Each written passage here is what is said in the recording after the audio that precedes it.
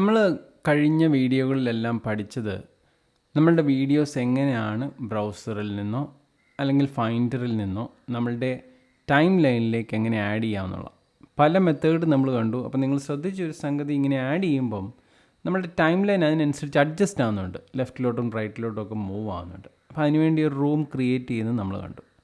ഇനി നമ്മൾ പഠിക്കാൻ പോണത് നമ്മളുടെ ടൈം ലൈനിൽ ഇങ്ങനെ വന്ന് വീഴുന്ന ഈ ക്ലിപ്പിനെ എല്ലാം ഒന്ന് മോഡിഫൈ ചെയ്യണം, അല്ലെങ്കിൽ അതിന് ബ്യൂട്ടിഫൈ ചെയ്യണം. അതിനെ ലെഫ്റ്റിലോട്ടും റൈറ്റിലോട്ടും ഒക്കെ നിങ്ങൾക്ക് അറേഞ്ച് ചെയ്യണം. അതെങ്ങനെ നല്ല രീതിയിൽ ചെയ്യാമെന്നുള്ളതാണ് നമ്മൾ ഈ വീഡിയോയിൽ പഠിക്കാൻ പോണത്. അതിലാദ്യത്തെ വിധം എന്ന് പറഞ്ഞാൽ നമ്മുടെ മൗസോ അല്ലെങ്കിൽ ട്രാക്ക് പാഡോ ഉപയോഗിച്ച് നമ്മൾ ഡ്രാഗ് ആൻഡ് ഡ്രോപ്പ് ചെയ്യുന്നതാണ്. അതായത് നമ്മളുടെ മൗസ് ഉപയോഗിച്ചോ ട്രാക്ക് പാഡ് ഉപയോഗിച്ചോ നമ്മൾ ലെഫ്റ്റിലോട്ടോ റൈറ്റിലോട്ടോ നമുക്ക് മൂവ് ചെയ്യാം. എങ്ങനെ ചെയ്യുന്നത് നമുക്ക് നോക്കാം. ഇപ്പോൾ ഒരു ഉദാഹരണം നോക്കിക്കഴിഞ്ഞാൽ നമുക്കിവിടെ ഈ ടൈം ലൈനിൽ 2 ക്ലിപ്പുണ്ട്. അപ്പോൾ ഇതിൽ ഈ നീളം കൂടിയ അല്ലെ ലെങ്ത് കൂടിയ ക്ലിപ്പിനെ നമുക്കൊന്ന് പൊസിഷൻ ചെയ്യാൻ നോക്കാം. വളരെ സിമ്പിളാണ്. നമ്മൾ മൗസ് ഉപയോഗിച്ച് ആ ക്ലിപ്പിനെ ഹോൾഡ് ചെയ്യുക. ഹോൾഡ് ചെയ്തതിന് ശേഷം ഇത് കണ്ട് ഇതുപോലെ നിങ്ങൾക്ക് ഡ്രാഗ് ചെയ്യാം. ലെഫ്റ്റിലോട്ട് പോകണേ ലെഫ്റ്റിലോട്ട് പോകാം, റൈറ്റിലോട്ട് പോകണേ റൈറ്റിലോട്ട് പോകാം. പക്ഷേ നിങ്ങൾ ശ്രദ്ധിച്ചോ, നിങ്ങൾ മൂവ് ചെയ്യുന്നതിനനുസരിച്ച് നിങ്ങളുടെ ഉള്ള എക്സിസ്റ്റിംഗ് ക്ലിപ്സ് എല്ലാം അഡ്ജസ്റ്റ് ആവുന്നുണ്ട്. എന്തിനു വേണ്ടിയാണ്? നിങ്ങൾക്കൊരു സ്പേസ് തരാൻ വേണ്ടി അവർ അങ്ങോട്ടും ഇങ്ങോട്ടൊക്കെ മാറുന്നുണ്ട്. അപ്പോൾ നിങ്ങൾ എവിടെ കൊണ്ടുവരണോ അവിടെ കൊണ്ടുവന്നിട്ട് നിങ്ങളുടെ മൗസ് റിലീസ് ചെയ്താൽ അത് അവിടെ തന്നെ വീഴും. അപ്പോൾ ഇതാണ് ഒരു മെത്തേഡ്. ഇനി അടുത്ത മെത്തേഡ് എന്ന് പറയുന്നത് നമ്മളുടെ കീബോർഡ് ഷോർട്ട് കട്ട് ഉപയോഗിച്ച്, അതായത് ടൈം കോഡ് വാല്യൂവിനെ അഡ്ജസ്റ്റ് ചെയ്തുകൊണ്ടുള്ളതാണ്. നമുക്കത് എങ്ങനെയാണ് നടക്കുന്നതെന്ന് നോക്കാം. അപ്പോൾ അതിന് ഈ ക്ലിപ്പെ തന്നെ നമുക്ക് നോക്കാം. ഈ ക്ലിപ്പിൻ്റെ ഡ്യൂറേഷൻ ആദ്യം കണ്ടുപിടിക്കാം. നമുക്കറിയാം അതിൻ്റെ ഡ്യൂറേഷൻ നോക്കിക്കഴിഞ്ഞാൽ അവിടെ കാണിക്കുന്നുണ്ട്. ഓപ്ഷൻ ഡി അടിച്ചപ്പോൾ 15 സെക്കൻഡ്സ് 12 ഫ്രെയിംസ് ആണ് അതിൻ്റെ ഡ്യൂറേഷൻ. ഇനി അതിൻ്റെ തൊട്ടടുത്ത് കിടക്കുന്ന ആ ചെറിയ ക്ലിപ്പിൻ്റെ ഡ്യൂറേഷൻ നമുക്കൊന്ന് കണ്ടുപിടിച്ചേക്കാം. അതും സെലക്ട് ചെയ്യുന്നു, ഓപ്ഷൻ ഡി പ്രസ് ചെയ്യുന്നു. അപ്പോൾ നമുക്ക് കിട്ടി 5 സെക്കൻഡ്സ് 15 ഫ്രെയിംസ് ആണ് അതിൻ്റെ ഡ്യൂറേഷൻ. അപ്പോൾ 2 ക്ലിപ്പുകൾക്കും തമ്മിൽ വ്യത്യാസമുണ്ട്. നമ്മളതിൻ്റെ ഡ്യൂറേഷൻ കണ്ടുപിടിച്ചു. അപ്പോൾ ഈ ക്ലിപ്പുകളെ നമുക്ക് അഡ്ജസ്റ്റ് ചെയ്യാൻ പറ്റും. അപ്പോൾ അതിന് എങ്ങനെയാണെന്നാണ് നമ്മൾ നോക്കാൻ പോണേ. അതിന് ചെയ്യേണ്ട ഇത്രയേ ഉള്ളൂ. നിങ്ങൾക്ക് അഡ്ജസ്റ്റ് ചെയ്യേണ്ട ക്ലിപ്പ് അതിനെ ചെറുതാക്കാനോ വലുതാക്കാനോ പറ്റും. അങ്ങനെ ചെയ്യേണ്ട ക്ലിപ്പിനെ സെലക്ട് ചെയ്യുക, എന്നിട്ട് ഓപ്ഷൻ ഡി പ്രസ് ചെയ്യുക. അപ്പോൾ നിങ്ങൾക്ക് ടൈം കോഡ് വാല്യൂ എൻ്റർ ചെയ്യാനുള്ള ഓപ്ഷൻ കിട്ടും. എന്നിട്ട് ഞാനിപ്പോൾ ചെറുതാക്കാനാണ് പോണത്. അതുകൊണ്ട് -7.00 കൊടുത്തിട്ട് ഞാനിപ്പോൾ എൻ്റർ അടിക്കാൻ പോവാണ്. ഇപ്പോൾ എൻ്റർ അടിക്കുമ്പോൾ എന്ത് മാറ്റമാണ് സംഭവിക്കുന്നത് നിങ്ങൾ ശ്രദ്ധിച്ചോ? കണ്ടോ? ആ 15 സെക്കൻഡ്സ് ഉണ്ടായിരുന്ന ക്ലിപ്പിനെ 7 സെക്കൻഡ്സ് ആയിട്ട് ഞാൻ കട്ട് ചെയ്തു. അപ്പം അതിൻ്റെ എൻഡിൽ നിന്ന് 7 സെക്കൻഡ് കട്ടായിപ്പോയി. അപ്പോൾ എന്ത് സംഭവിച്ചു? ടൈം ലൈൻ മൊത്തത്തിൽ ചെറുതായി, ആ ക്ലിപ്പും ചെറുതായി. ഇപ്പം ഞാൻ കമാൻഡ് സെറ്റ് ഒന്ന് അടിക്കുകയാണ്. അപ്പം ഇത് നിങ്ങൾക്ക് ക്ലിയർ ആണെന്ന് വിചാരിക്കുന്നു. ഞാനത് ഒന്നുകൂടെ ഒന്ന് കാണിക്കാം. ഇതുകൊണ്ട് ഇങ്ങനെ നമ്മൾ ഡ്രാഗ് ചെയ്ത് ചെറുതാകുന്ന എഫക്റ്റ് തന്നെയാണ് സംഭവിക്കുന്നത്. നമുക്ക് നോക്കാം. ഞാനിപ്പോൾ ആ ക്ലിപ്പിനെ ഒന്ന് സെലക്ട് ചെയ്യുന്നു, ഓപ്ഷൻ ഡി പ്രസ് ചെയ്യുന്നു, -7.00 കൊടുക്കുന്നു, എൻ്റർ അടിക്കുന്നു. ആ ക്ലിപ്പ് ലെഫ്റ്റിലോട്ട് റിപ്പിൾ ആകും. എന്നാൽ ഇനി ഇതേ ക്ലിപ്പിൽ പോസിറ്റീവ് വാല്യൂ കൊടുത്താൽ എന്ത് സംഭവിക്കും നമുക്ക് നോക്കാം.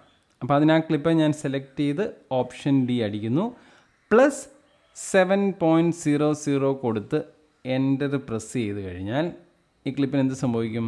അത് എക്സ്റ്റെൻഡ് ആവും. എവിടെ നിന്ന് എക്സ്റ്റെൻഡ് ആവും? അതിൻ്റെ ലാസ്റ്റിൽ നിന്ന് മുമ്പോട്ടുള്ള ഭാഗം എക്സ്റ്റെൻഡ് ആവും. അപ്പോൾ ഇതിന് ഗ്യാപ്പ് ഉണ്ടെങ്കിലാണ്, അതായത് മീഡിയ കൂടുതലുണ്ടെങ്കിലാണ് നമുക്ക് ഈ വിധത്തിൽ ചെറുതാക്കാനും വലുതാക്കാനും പറ്റുന്നത്. അപ്പോൾ ഇതൊരു മെത്തേഡാണ്. അപ്പോൾ ഞാൻ കമാൻഡ് സെറ്റ് അടിച്ചു. ഈ ടെക്നിക്ക് തന്നെ ഉപയോഗിച്ചുകൊണ്ട് നമ്മളുടെ അഡ്ജസ്റ്റൻറ്റ് ക്ലിപ്പിനെ, അതായത് നമ്മൾ സെലക്ട് ചെയ്ത ക്ലിപ്പിൻ്റെ തൊട്ടടുത്ത് കിടക്കുന്ന ക്ലിപ്പുകളെ നമുക്ക് അഡ്ജസ്റ്റ് ചെയ്യാൻ പറ്റും. അപ്പോൾ ആദ്യം നമുക്ക് ഈ ക്ലിപ്പിൻ്റെ ഡ്യൂറേഷൻ ഒന്നുകൂടെ നോക്കാം. ഉറപ്പിക്കാൻ വേണ്ടി ഓപ്ഷൻ ഡി പ്രസ് ചെയ്യുന്നു. 15 സെക്കൻഡ്സ് 12 ഫ്രെയിംസ് ആണ്. അതിന് ഈ മെയിൻ ക്ലിപ്പിനെ ഞാൻ സെലക്ട് ചെയ്തതിന് ശേഷം ഓപ്ഷൻ ഡി പ്രസ് ചെയ്യാതെ നേരെ -3.00 കൊടുത്ത് ഒരു എൻ്റർ പ്രസ് ചെയ്യാൻ പോവാണ്. അപ്പോൾ എന്ത് സംഭവിക്കും നോക്കിയോ? ഇപ്പോൾ 3.00 കൊടുത്തിട്ടുണ്ട്. ഇനി എൻ്റർ ചെയ്യാൻ പോവാണ്. ഇതാ ആ ക്ലിപ്പ് ലെഫ്റ്റിലോട്ടൊന്ന് ജമ്പായി. ലെഫ്റ്റിലോട്ട് ജമ്പായപ്പോൾ എന്ത് സംഭവിച്ചു? നിങ്ങളുടെ അഡ്ജസ്റ്റൻറ്റ് ക്ലിപ്പിനെ, ലെഫ്റ്റിൽ കിടക്കുന്ന തൊട്ടടുത്ത ക്ലിപ്പിൻ്റെ 3 സെക്കൻഡ് കട്ടായി പോയിട്ടുണ്ട്. അപ്പോൾ ഇതിനെ 3 സെക്കൻഡ് പുറകോട്ട് വലിക്കുക ചെയ്തത്. പക്ഷേ എന്ത് സംഭവിച്ചു? ഈ ക്ലിപ്പിനെ എഫക്റ്റ് ആയിട്ടില്ല. തൊട്ടടുത്ത ക്ലിപ്പ് നിങ്ങളുടെ 3 സെക്കൻഡ് കുറഞ്ഞിട്ടുണ്ട്. ഈ ആക്ടിവിറ്റി തന്നെ +3.00 ഞാനിപ്പോൾ ഒന്ന് കൊടുക്കാൻ പോവാണ്. എന്നിട്ട് എൻ്റർ ചെയ്യുമ്പോൾ നിങ്ങളുടെ ടൈം ലൈനിൽ വരുന്ന മാറ്റം ശ്രദ്ധിച്ചോ? ഇത് കണ്ടോ? ആ ക്ലിപ്പ് റൈറ്റിലോട്ട് ജമ്പായി. അപ്പോൾ കട്ടായി പോയ ആ 3 സെക്കൻഡ് ഇപ്പോൾ എന്ത് സംഭവിച്ചു? തിരിച്ചു വന്നിട്ടുണ്ട്. അപ്പം നിങ്ങളുടെ അഡ്ജസൻറ്റ് ക്ലിപ്പിനെയും ഇങ്ങനെ നേരിട്ട് മൈനസും പ്ലസും കൊടുക്കുന്നതനുസരിച്ച് ലെഫ്റ്റിലോട്ടോ റൈറ്റിലോട്ടോ മൂവ് ചെയ്യാൻ പറ്റും. അപ്പോൾ ഇത് നിങ്ങൾക്ക് മനസ്സിലായെന്ന് വിചാരിക്കുന്നു. അതായത് നേരിട്ട് പ്ലസ് ഓർ മൈനസ് ടൈം കോഡിൽ കൊടുത്തു കഴിഞ്ഞാൽ നിങ്ങളുടെ ടൈം ലൈനിലെ നിങ്ങൾ സെലക്ട് ചെയ്യുന്ന അഡ്ജസൻറ്റ് ക്ലിപ്പുകളെ അഡ്ജസ്റ്റ് ചെയ്യാൻ പറ്റും. ഇനി അടുത്ത ടെക്നിക്ക് എന്ന് പറയുന്നത് നഡ്ജാണ്. Nudge A clip. അതെന്താണെന്ന് നോക്കാം. നഡ്ജ് എന്ന് പറഞ്ഞാൽ നിങ്ങളുടെ ക്ലിപ്പിനെ ലെഫ്റ്റിലോട്ടും റൈറ്റിലോട്ടും ഫ്രെയിം ബൈ ഫ്രെയിം ആയിട്ട് മൂവ് ചെയ്യുന്ന മെത്തേഡാണ്, കീബോർഡ് ഷോർട്ട് കട്ട് ഉപയോഗിച്ചുകൊണ്ട്. ഓരോ ഫ്രെയിംസ് ആയിട്ട് മൂവ് ചെയ്യുന്നത് കൊണ്ട് തന്നെ പ്രിസൈസ് ആയിട്ട് മൂവ് ചെയ്യാൻ പറ്റും എന്നുള്ളതാണ് ഇതിൻ്റെ ഒരു അഡ്വാൻറ്റേജ്. അപ്പം നമുക്ക് നഡ്ജ് ചെയ്ത് നോക്കാം. അപ്പോൾ അതിന് ചെയ്യേണ്ട ഇത്രയേ ഉള്ളൂ. നിങ്ങൾക്ക് മൂവ് ചെയ്യേണ്ട ക്ലിപ്പിനെ സെലക്ട് ചെയ്തിട്ട് കോമയോ പീരിയഡോ പ്രസ് ചെയ്യുക എന്നുള്ള. കോമയാണ് പ്രസ് ചെയ്യുന്നതെങ്കിൽ നിങ്ങളുടെ ക്ലിപ്പ് ഇപ്പോൾ കാണുന്നത് പോലെ ലെഫ്റ്റിലേക്ക് മൂവ് ചെയ്തുകൊണ്ടിരിക്കും. ഇപ്പോൾ കണ്ടോ, ഞാൻ കോമ റിപ്പീറ്റഡ് ആയിട്ട് പ്രസ് ചെയ്യുന്നുണ്ട് ആ കണക്റ്റഡ് ക്ലിപ്പിൽ. അതുകൊണ്ട് ആ കണക്റ്റഡ് ക്ലിപ്പ് നിങ്ങൾ ലെഫ്റ്റിലേക്ക് മൂവ് ചെയ്യുന്ന നിങ്ങൾക്ക് കാണാൻ പറ്റും. എന്നാൽ പീരിയഡാണ് പ്രസ് ചെയ്യുന്നതെങ്കിൽ അല്ലെങ്കിൽ ഡോട്ടാണ് പ്രസ് ചെയ്യുന്നതെങ്കിൽ ആ ക്ലിപ്പ് റൈറ്റിലേക്കും ഫ്രെയിം ബൈ ഫ്രെയിം മൂവ് ചെയ്യുന്നത് നിങ്ങൾക്ക് കാണാൻ പറ്റും. അതാണ് അതിൻ്റെ വ്യത്യാസം. പക്ഷേ ഒരു കാര്യം, നിങ്ങളുടെ പ്രൈമറി ക്ലിപ്പിൽ ഒരു കണക്റ്റഡ് ക്ലിപ്പ് അസോസിയേറ്റ് ചെയ്തിട്ടുണ്ടെങ്കിൽ പ്രൈമറി ക്ലിപ്പ് മൂവ് ചെയ്യുന്നതനുസരിച്ച് കണക്റ്റഡ് ക്ലിപ്പും മൂവ് ആകും. പിന്നെ ഒരു സംഗതി, പ്രൈമറി ക്ലിപ്പിൽ നിങ്ങൾ അഡ്ജസ്റ്റ്മെൻറ്റ് നടത്തുമ്പോൾ ഓർക്കുക, അതിൻ്റെ അഡ്ജസ്റ്റൻറ്റ് ക്ലിപ്പായിരിക്കും എപ്പോഴും അഡ്ജസ്റ്റഡ് ആവുന്നത്. ലെഫ്റ്റിലോട്ടോ റൈറ്റിലോട്ടോ നിങ്ങൾ മൂവ് ചെയ്യുമ്പം അതിൻ്റെ അഡ്ജസ്റ്റൻ്റ് തൊട്ടടുത്ത് കിടക്കുന്ന ക്ലിപ്പും അഫക്റ്റഡ് ആവും. ഇപ്പോൾ അത് മനസ്സിലാക്കാനൊരു ഉദാഹരണം നമുക്ക് നോക്കാം. ഇപ്പം നമുക്ക് ഈ ക്ലിപ്പിൻ്റെ ഡ്യൂറേഷൻ ഒന്ന് നോക്കാം. ഓപ്ഷൻ ഡി പ്രസ് ചെയ്യുമ്പോൾ നമുക്ക് മനസ്സിലായി 11:14 ആണ്. അപ്പം ഞാൻ തൊട്ടടുത്ത ക്ലിപ്പിൽ ക്ലിക്ക് ചെയ്തിട്ട് ഒരു കോമ പ്രസ് ചെയ്ത് കഴിഞ്ഞാൽ ഇതിൻ്റെ വാല്യൂ എത്രയാവും നിങ്ങൾ നോക്കിയാൽ 11:13 മാറിയിട്ടുണ്ട്. അപ്പം ഒരു ഫ്രെയിം തൊട്ടടുത്ത ക്ലിപ്പ് അഡ്ജസ്റ്റഡ് ആയി. വീണ്ടും ഞാൻ ഈ ക്ലിപ്പിൽ സെലക്ട് ചെയ്ത് ഒരു കോമയുടെ പ്രസ് ചെയ്യുകയാണ്. തൊട്ടടുത്ത ക്ലിപ്പിൻ്റെ ഡ്യൂറേഷൻ ഇപ്പം നിങ്ങൾ നോക്കിയാൽ 11:12 ആയി. കാരണം അഡ്ജസ്റ്റ് ചെയ്യുന്നത് മറ്റേ ക്ലിപ്പിലാണെങ്കിലും അഫക്റ്റ് ആകുന്നത് അതിൻ്റെ അഡ്ജസ്റ്റൻറ്റ് ക്ലിപ്പാണ്. അപ്പം നഡ്ജ് എന്താണെന്ന് നമുക്ക് ക്ലിയറായി. ലെഫ്റ്റിലോട്ടോ റൈറ്റിലോട്ടോ നമുക്ക് മൂവ് ചെയ്യാൻ വേണ്ടി. എന്നാൽ ഇനി ഇങ്ങനെ ചിന്തിക്കുക, നിങ്ങൾക്ക് ഒരു ഫ്രെയിം അല്ല 10 ഫ്രെയിം അറ്റ് എ ടൈമിൽ മാറ്റണമെങ്കിൽ അത് നടക്കും. ഷിഫ്റ്റ് കോമ നമ്മൾ പ്രസ് ചെയ്യുകയാണെങ്കിൽ ലെഫ്റ്റിലോട്ട് 10 ഫ്രെയിം അറ്റ് എ ടൈമിൽ മൂവ് ചെയ്യും. ഇനി അതുപോലെ തന്നെ നമ്മൾ ഷിഫ്റ്റ് പീരീഡ് പ്രസ് ചെയ്യുകയാണെങ്കിൽ 10 ഫ്രെയിം റൈറ്റിലോട്ട്, അതായത് ഫ്രണ്ടിലോട്ട് മൂവ് ചെയ്യാനും നിങ്ങൾക്ക് പറ്റും. ഇനി അടുത്ത ഒരു സംഗതി എന്ന് പറയുന്നത്, നമ്മളുടെ ഫ്രെയിമിനെ നമുക്ക് വീണ്ടും ഡിവൈഡ് ചെയ്യാം, സബ് ഫ്രെയിമായിട്ട് ഡിവൈഡ് ചെയ്യാം. അതിൻ്റെ ഒരു അഡ്വാൻറ്റേജ് കാണിക്കാം നിങ്ങളെ. ഞാനിപ്പോൾ എൻ്റെ ഈ ടൈം ലൈൻ ട്രാക്ക് പാഡിൽ പിഞ്ച് ഔട്ട് ചെയ്തിട്ടൊന്ന് എക്സ്പാൻഡ് ചെയ്യുവാണ്. സൂം ഔട്ട് ചെയ്ത് മാക്സിമൈസ് ചെയ്ത് നിങ്ങളെന്ന് കാണിക്കാം. ഇപ്പം നമ്മളുടെ ഒരു ഓഡിയോ ക്ലിപ്പുണ്ട്. ഈ ഓഡിയോ ക്ലിപ്പിനെ ഇപ്പോൾ പ്ലേ ഹെഡ് ഇരിക്കുന്ന സ്ഥലത്തോട്ട് ഞാനൊന്ന് മൂവ് ചെയ്യണമെങ്കിൽ ഞാൻ കോമ വെച്ച് ചെയ്താൽ ഇത് കണ്ടോ, അത് ആ പ്ലേ ഹെഡ് കഴിഞ്ഞും ചാടിപ്പോയി. അതുകൊണ്ട് എനിക്ക് പതുക്കെ മൂവ് ചെയ്യണം. അതിനെന്ത് ചെയ്യണം? അതിനൊരു ഷോർട്ട് കട്ട് കീ ഉണ്ട്. അതായത് സബ് ഫ്രെയിംസ് ആയിട്ട് നമുക്ക് മൂവ് ചെയ്യാൻ പറ്റും.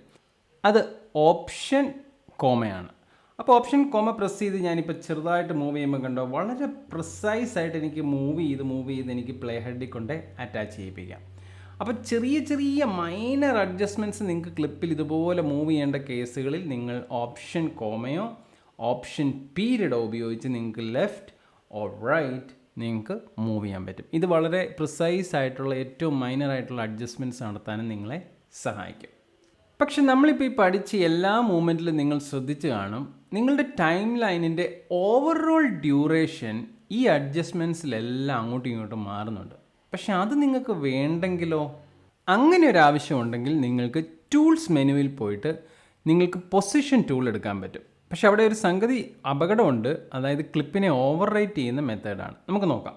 ഇപ്പം ഞാൻ പൊസിഷൻ ടൂൾ എടുത്തു. എൻ്റെ കേഴ്സർ ചേഞ്ച് ചെയ്ത് നിങ്ങൾ ശ്രദ്ധിച്ച് കാണും. ഞാനിപ്പോൾ ഈ ക്ലിപ്പിനെ മൂവ് ചെയ്യാൻ പോവാണ്. അവിടുന്ന് എടുത്തപ്പോൾ തന്നെ അവിടെ ഒരു ഗ്യാപ്പ് ക്ലിപ്പ് ക്രിയേറ്റ് ആയി.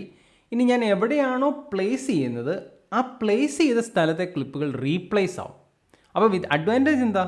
നമ്മളുടെ ഓവറോൾ ടൈം ലൈൻ ചേഞ്ച് ആകുന്നില്ല. ഒരു ഗ്യാപ്പ് ക്ലിപ്പ് ക്രിയേറ്റ് ആയി, എവിടെ പ്ലേസ് ചെയ്യുന്നു അവിടുത്തെ ക്ലിപ്പുകൾ ഓവർ റൈറ്റ് ആകുകയും ചെയ്യും. അപ്പോൾ ചില സാഹചര്യങ്ങളിലെങ്കിലും നിങ്ങൾക്കിത് ചെയ്യേണ്ടതായി നിർബന്ധപൂർവ്വം വന്നേക്കാം. കാരണം നിങ്ങളുടെ ടൈം ലൈനിനെ ഓൾട്ടർ ചെയ്യാതെ. ഒന്നുകൂടെ കാണിക്കാം. നമ്മളിപ്പോൾ ഒരു ക്ലിപ്പ് സെലക്ട് ചെയ്തതിന് ശേഷം എങ്ങോട്ട് വേണമെങ്കിലും നിങ്ങൾക്കത് മൂവ് ചെയ്യാം. പക്ഷേ മൂവ് ചെയ്യുന്ന സ്ഥലത്തെ ക്ലിപ്പുകൾ ഓവർ റൈറ്റ് ആകും. നിങ്ങൾ എവിടെ നിന്നാണോ ക്ലിപ്പ് എടുത്തത് അവിടെ ഒരു ബ്ലാങ്ക് ക്ലിപ്പും അല്ലെങ്കിൽ ഒരു ഗ്യാപ്പ് ക്ലിപ്പ് ക്രിയേറ്റ് ആകുമെന്നുള്ളതും നിങ്ങൾ ഓർത്തിരിക്കുക. അപ്പോൾ അതാണ് പൊസിഷൻ ടൂൾ. ഞാൻ പൊസിഷൻ ടൂൾ മാറ്റി സെലക്ഷൻ ടൂളിലേക്ക് പോവുകയാണ്. എൻ്റെ ഡിഫോൾട്ടായിട്ടുള്ള നമ്മളുടെ ടൂൾ അതാണ്. ഇനി നമുക്ക് ഹൊറിസോണ്ടൽ ആയിട്ടുള്ളതല്ല വെർട്ടിക്കൽ ആയിട്ടുള്ള ഒരു മൂവ്മെൻറ്റിനെ കുറിച്ച് പഠിക്കാം. ഇപ്പം നിങ്ങൾക്ക് ഇപ്പോൾ ഈ സെലക്ട് ചെയ്തേക്കുന്ന ക്ലിപ്പ് ഈ പ്രൈമറി ടൈം ലൈനിൽ നിന്ന് കണക്റ്റഡ് ക്ലിപ്പ് ആക്കി മാറ്റണമെങ്കിൽ നിങ്ങളുടെ മൗസ് ഉപയോഗിച്ച് ഇതുപോലെ നിങ്ങൾക്ക് മാറ്റാൻ പറ്റും. പക്ഷേ ഒരു പ്രശ്നമുണ്ട്, നിങ്ങളുടെ ഓവറോൾ ടൈം ലൈൻ ചേഞ്ച് ആവും. അതാണ് കുഴപ്പം. ഞാൻ ഒന്നുകൂടെ കാണിക്കാൻ നിങ്ങളെ. ഞാൻ കമാൻഡ് Z അടിക്കുകയാണ്, എന്നിട്ട് മൗസ് വെച്ച് ഹോൾഡ് ചെയ്ത് ഡ്രോപ്പ് ചെയ്യുവാണ്. ഇപ്പോൾ കണ്ടോ ടൈം ലൈൻ അഡ്ജസ്റ്റ് ആയി, കണ്ടോ ലെഫ്റ്റിലേക്ക് ക്ലിപ്സ് എല്ലാം റിപ്പിളായി. എന്നാൽ ഇവിടെയും നമുക്ക് പരിഹാരമുണ്ട്. ഞാൻ കമാൻഡ് Z അടിച്ചു. എങ്ങനെയാണ് നമുക്ക് ഒരു ഗ്യാപ്പ് ക്ലിപ്പ് ക്രിയേറ്റ് ചെയ്ത് ടൈം ലൈൻ പോകാതെ ഷിഫ്റ്റ് ചെയ്യാൻ പറ്റുന്നതെന്ന് നോക്കാം. ഓപ്ഷൻ കമാൻഡ് അപ്പ് ആരോ അടിച്ചു കഴിഞ്ഞാൽ ക്ലിപ്പ് മുകളിലേക്ക് പോകും. പക്ഷേ ഓർക്കേണ്ട സംഗതി, ഒരു ഗ്യാപ്പ് ക്ലിപ്പ് അവിടെ ജനറേറ്റ് ആകും എന്നുള്ളതാണ്. പക്ഷേ ഇവിടെ ടൈം ലൈൻ ഓവറോൾ ആയിട്ട് ചേഞ്ച് ആകത്തില്ല. അതാണ് നിങ്ങളുടെ അഡ്വാൻറ്റേജ്. അപ്പോൾ ഈ മൂവ്മെൻറ്റുകളെല്ലാം നിങ്ങൾക്ക് മനസ്സിലായെന്ന് വിചാരിക്കുന്നു. നമുക്ക് അടുത്ത വീഡിയോ കാണാം.